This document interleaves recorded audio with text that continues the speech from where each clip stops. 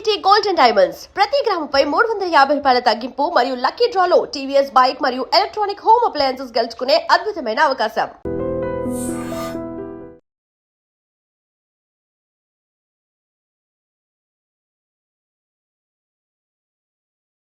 రాజస్థాన్లో అత్యంత అమానుషమైనటువంటి ఘటన జరిగింది.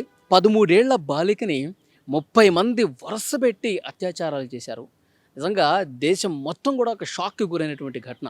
2-3 రోజుల నుంచి మీడియాలో కూడా మనం చూస్తూ ఉన్నాం. ఎంత దారుణమైనటువంటి ఘటన అంటే నిజంగా ఆ బాలికకు సంబంధించిన కుటుంబ సభ్యులు కన్నీళ్లు పెట్టుకుంటున్నారు. అసలు ఏడ్చి ఏడ్చి కన్నీళ్లు కూడా ఆగిపోయిన పరిస్థితి ఉంది. నిజంగా అక్కడ ఉన్నటువంటి స్థానికులు కూడా తీవ్ర ఆగ్రహంతో ఉన్నారు. ఇంత దుర్మార్గంగా చేస్తారు. ఆడపిల్ల ఇంట్లో నుంచి బయటకు వస్తే ఇంత దారుణంగా ఒక ఆడపిల్ల జీవితంతో ఆడుకుంటారని చెప్పి ఆ ఊరు మొత్తం కూడా రోడ్ల మీదకి వచ్చి పెద్ద ఎత్తున ఆందోళన చేసింది. సో పోలీసులు కూడా చాలా సీరియస్గా ఈ కేసును తీసుకున్న పరిస్థితి ఉంది. కేసు వివరాల్లోకి వెళితే మొన్న జూన్ 18వ తారీఖు, గత నెల 18వ తారీఖున 13 సంవత్సరాల బాలికండి ఇంట్లో నుంచి బయటకు వచ్చింది. ఇంటి దగ్గర నుంచి బయటకు వచ్చినటువంటి ఆ అమ్మాయి అంటే అదృశ్యం అయిపోయింది. 18వ తారీఖు నుంచి కనపట్ల. అయితే ఒక ఆటో వాడికి ఆ పాప కనిపిస్తే 13 ఏళ్ల బాలికకి మాయ మాటలు చెప్పి అక్కడ స్థానికంగా ఉన్నటువంటి ఒక హోటల్ యజమానికి అప్పగించాడు. అప్పగించడం అనడం కంటే ఆ బాలికని ఆ హోటల్కి అప్పగించేసి డబ్బులు తీసుకున్నాడు, అమ్మేశాడు అనమాట. ఆ బాలికని అమ్మేసి ఆ ఆటో వాడు వెళ్ళిపోయాడు. అక్కడి నుంచి స్టార్ట్ అయింది అసలు ఈ కేసు. ఆ హోటల్ వాళ్ళు ఆ అమ్మాయిని చాలా దారుణంగా 2-3కి అప్పగించి వాళ్ళతో అత్యాచారం చేయించి వాళ్ళ దగ్గర డబ్బులు తీసుకుని తర్వాత ఈ హోటల్ వాడు ఇంకొక హోటల్కి పంపించడం, ఆ అమ్మాయిని అక్కడ ఇంకొంతమంది ఆ పాపం మీద అత్యాచారం చేయటం. తర్వాత వాడికి తెలిసినట్లు హోటల్ అందరూ ఒక చైన్ లింక్ కదా, వాళ్ళందరూ ఒకటే.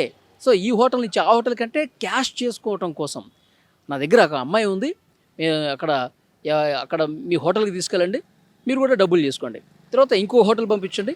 అట్లా 13 ఏళ్ల బాలికని 4 హోటల్స్ తిప్పి 30 మంది చేత అత్యాచారం చేయించి చాలా దుర్మార్గంగా ప్రవర్తించారండి. కేవలం డబ్బుల కోసం ఈ విధంగా దారుణంగా 30 మంది వరుస పెట్టి అత్యాచారం చేసినటువంటి పరిస్థితి ఉంది.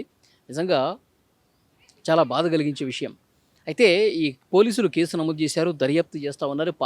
పాప స్టేట్మెంట్ రికార్డ్ చేసుకున్నారండి.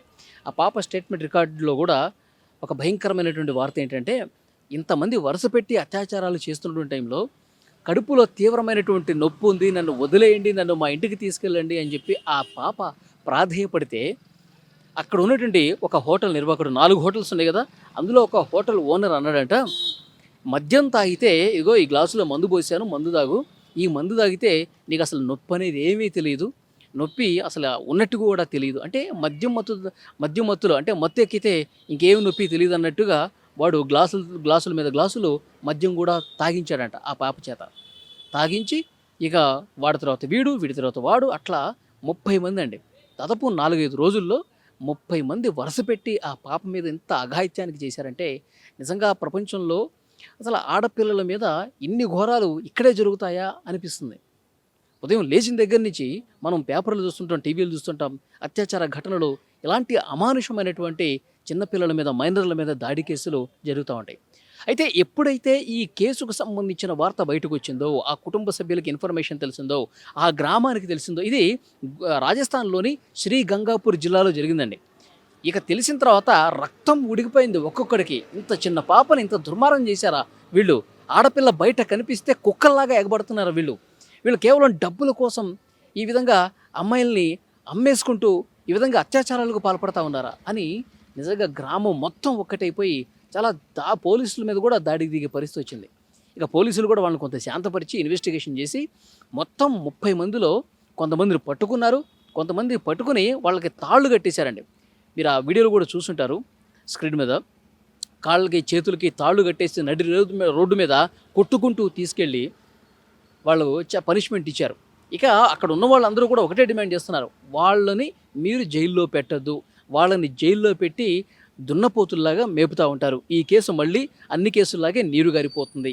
13 ఏళ్ళ ఒక చిన్న బాలికని, మైనర్ బాలికని ఇంత దుర్మార్గం చేశారంటే వీళ్ళకి అసలు బతికే రైట్ ఉందా? సమాజంలో అసలు వీళ్ళకి అసలు బతికేటువంటి అర్హత ఉందా? మాకు అప్పగించండి దయచేసి. మీరు తాళ్ళుతో కట్టుకుని కొట్టుకుంటూ తీసుకెళ్తే ఉపయోగం లేదు సార్. మాకు అప్పగించండి, వాళ్ళ సంగతి మేము చూస్తాం, రాళ్లతో కొట్టి చంపుతాం, కత్తులతో నరికి వాళ్ళని చంపాల్సినటువంటి అవసరం, వాళ్ళు అసలు బతికే హక్కు లేదని చెప్పి రోడ్ల మీదకి వచ్చి కొన్ని వేల మంది ప్రజలందరూ కూడా రోడ్ల మీదకి వచ్చి ఆందోళన చేశారంటే వాళ్ళలో ఎంత ఆగ్రహం ఉంది, ఎంత కట్టలు తెంచే కోపం ఉంది. ఎందుకంటే ప్రతి ఇంట్లో ఆడబిడ్డ ఉంటుంది, ప్రతి ఇంట్లో కూడా అమ్మాయి ఉంటుంది, వాళ్ళ ఇంట్లో మహాలక్ష్మిలాగా చూసుకుంటారు. అలాంటి ఆడపిల్లల్ని ఇట్లా బయటకు వస్తే, రోడ్డు మీదకి వస్తే కిడ్నాపులు చేసేయటం, హోటల్కి అమ్మేసుకోవటం, ఆ హోటల్ వాళ్ళు ఒకటి తర్వాత ఒకడు వీళ్ళు అత్యాచారాలు చేసి నిజంగా దేశంలో ఎప్పుడు జరగల ఇంత దారుణంగా.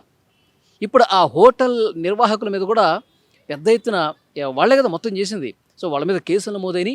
ఇంకొక సీరియస్ వార్త ఏంటంటే ఆ హోటల్స్ అన్నింటిని కూడా బుల్డోజర్స్తో కూల్చిపడేస్తూ ఉన్నారు. ఎందుకంటే ఒక చిన్న పాపని హోటల్లో బంధించి అత్యాచారానికి పాల్పడ్డారంటే ఇది మామూలు విషయం కాదు. అందుకే ఒక పెద్ద బుల్డోజర్స్ అన్నీ తీసుకొచ్చి ఆ హోటల్స్ అన్నీ కూడా కింద పునాదులతో సహా పెకిలించి పడేస్తూ ఉన్నారు.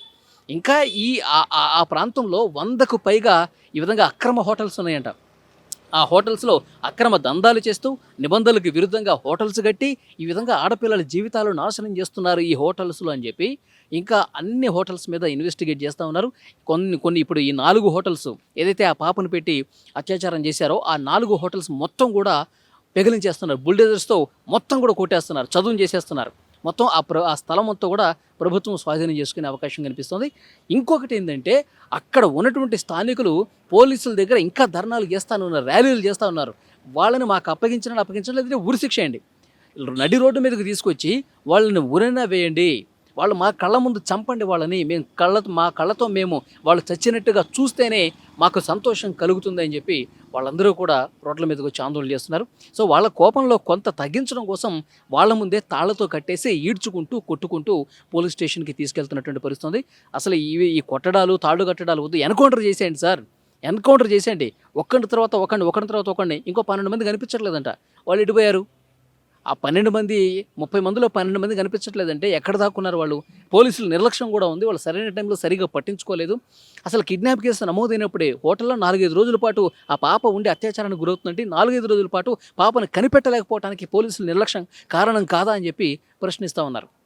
సో పోలీసుల మీద చాలా ఒత్తిడి ఉంది, ఉన్నతాధికారుల నుంచి కూడా పెద్ద ఎత్తున ఒత్తిడి కనిపిస్తుంది. సీఎం స్థాయి నుంచి మొత్తం కింది స్థాయి వరకు ఆ అధికారులు మొత్తం కూడా ఈ కేసుని చాలా సీరియస్గా తీసుకున్నారు. హోటల్స్లో ఎలాంటి దందాలు జరుగుతున్నాయి, హోటల్ నిర్వాహకులు ఇంత కామ పిశాచుల్లాగా మైనర్ బాలికల మీద అత్యాచారాలకు పాల్పడే ముఠాగా ఒక మాఫియాగా మారిపోయిందా అని చెప్పి పోలీసులకు ఇప్పుడు పెద్ద ఎత్తున అనుమానం కలుగుతుంది. సో వెంటనే ఇన్వెస్టిగేట్ చేస్తూ కొన్ని హోటల్స్ని కూలగొట్టేస్తున్నారు, ఇంకొన్ని హోటల్స్ మీద రైడ్స్ అవి చేస్తున్నటువంటి పరిస్థితుంది. ఈ హోటల్స్ యజమానులు కూడా ఆల్రెడీ అరెస్ట్ చేశారు. ఇంకా 12 మంది కోసం తీవ్రంగా గాలింపు చర్యలు కొనసాగుతున్నాయి. కానీ ఆ ఏరియాలోనే కాదండి, ఈ ఘటన చూసిన తర్వాత దేశంలో ప్రతి ఒక్క కుటుంబంలో కూడా ఒక ఆందోళన కనిపిస్తోంది. నిజంగా ఆడపిల్ల, మన ఇంట్లో కూడా ఆడపిల్లలు ఉంటారు కదా, వాళ్ళు బయటికి వెళ్తే ఇంకా సేఫ్గా తిరిగి రారా? ఆడపిల్ల ఇంటి నుంచి బయటికి వెళ్తే మళ్ళీ ఇంటికి తిరిగి వస్తుందని చెప్పి నమ్మకం లేదా? ఇంకా దేశంలో భద్రత ఏముంది? ఆడపిల్లల పట్ల వాళ్ళ రక్షణ ఏముంది? ఇదేనా ప్రభుత్వాలు చూసేది అని ఒక క్వశ్చన్ మార్క్ కనిపిస్తోంది. వీళ్ళకి కఠినమైనటువంటి శిక్ష వేస్తే, వీళ్ళని చంపేస్తేనే, వీళ్ళని ఎన్కౌంటర్ చేస్తేనే, రోడ్డు మీద కాల్చి పడేస్తేనే బుద్ధి వస్తుంది. దేశంలో ఇంకా ఏ మగాడైనా సరే ఆడపిల్ల మీద చెయ్యాలంటే, బలాత్కారం చేయాలంటే, అత్యాచారం చేయాలంటే భయపడే విధంగా వీళ్ళకి కాల్చి చంపాలి. ఆ విధంగా చేస్తేనే వీళ్ళకి భయం వస్తుంది. దేశంలో ఇవన్నీ నిరంతరం జరుగుతూనే ఉన్నాయండి. పోలీసులు కొంత అరెస్టులు చేస్తున్నారు, కానీ ఇలాంటి కేసుల్లో మళ్ళీ రిపీట్గా జరుగుతున్నాయి, అత్యాచారాలు జరిగిపోతూ ఉన్నాయి.